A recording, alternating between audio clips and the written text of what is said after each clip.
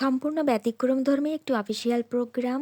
অফিসে বিভিন্ন ধরনের প্রোগ্রাম হয়ে থাকে, তবে খুব ঘটা করে এমন প্রোগ্রাম সচরাচর চোখে পড়ে না। আর ব্যতিক্রমধর্মী আয়োজনের প্ল্যান আমাদের সকলের বয়োজ্যেষ্ঠ প্রিয় আব্দুল সোবহান ভাইয়ের 30 ইয়ার্স কেক দেখেই বুঝতে পারছো 30 বছরের পূর্তি উপলক্ষে এই প্রোগ্রামটি। আজ থেকে 30 বছর আগে উপসহকারী কৃত্রিম প্রজনন কর্মকর্তা হিসেবে যোগদান করেছিলেন বাগেরহাটের শরণখোলা উপজেলায় আব্দুল সোবহান ভাই। অর্থাৎ চাকরি জীবনের 30 বছর পূর্তি উপলক্ষে তিনি আমাদের সকলকে এবং 6 ইউনিয়নের এআই কর্মী সহ অফিসের স্টাফ টোটাল 25 জনের ভুরিভোজের আয়োজন করলেন সম্পূর্ণ নিজ খরচে। তো যেহেতু প্রায় 2:30 বেজে গেছিল, সেজন্য আগে ভুরিভোজটা সেরে ফেলা হলো। ভুরিভোজে ছিল মোরগ পোলাও, চাটনি, দই এবং মিষ্টি পান।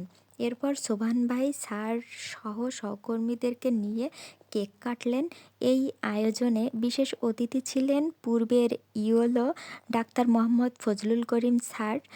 সর্বপ্রথম কেক কাটার পর স্যারকে কেক খাওয়ালেন সোবহান ভাই এবং তারপর সহকর্মীদেরকেও কেক খাওয়ালেন। পরিশেষে সোবহান ভাইয়ের 30 বছর চাকরি জীবনের জার্নিটা শুনলাম সংক্ষেপে।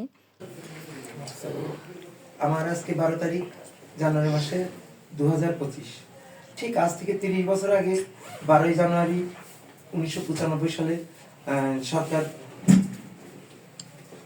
উপজেলা প্রাণী সম্পদ অফিস শরণখোলা বাগেরহাটে প্রথম নিয়োগ প্রাপ্ত হয়েছে। তখন সেখানে যাওয়া আসা, খুলনা আমার বাড়ি, দিঘলিয়া উপজেলা থেকেই যেতাম। মাসপর আমি রূপসা উপজেলায় আসলাম, দ্বিতীয় স্টেশন।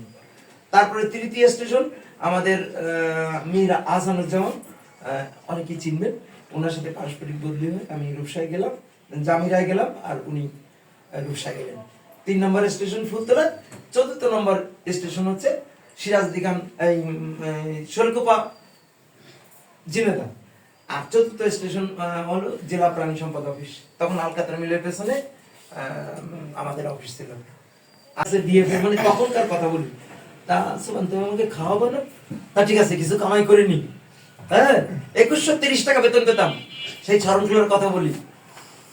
আজকে 21 দুগুণে 42, প্রায় 50,000 উপরে বেতন পাই। তা তখন যদি 2130 টাকায় সংসার চলে, মানে জীবন চলে, তাহলে এখন তারপরও সেই আনুপাতিক হারে আল্লাহ ভালো রাখছে। তখন কাজ পারতাম না, এখন কিছু কাজ শিখছি। আমাদের সুযোগ্য প্রাক্তন হালদার স্যার, তারপর ওবায়দুল করিম স্যার আমাদের খুব ভালোবাসতো। বিভিন্ন জায়গায় কলকাতি হলে নিয়ে যেত, তাদের সাথে সাথে থেকে যতটুকু সম্ভব অ্যাসিস্ট করা শিখছি। এই জন্য 4 আঙ্গুলে, হাতে, কপালে যা আছে সব দিয়ে রাখছে আমাদের।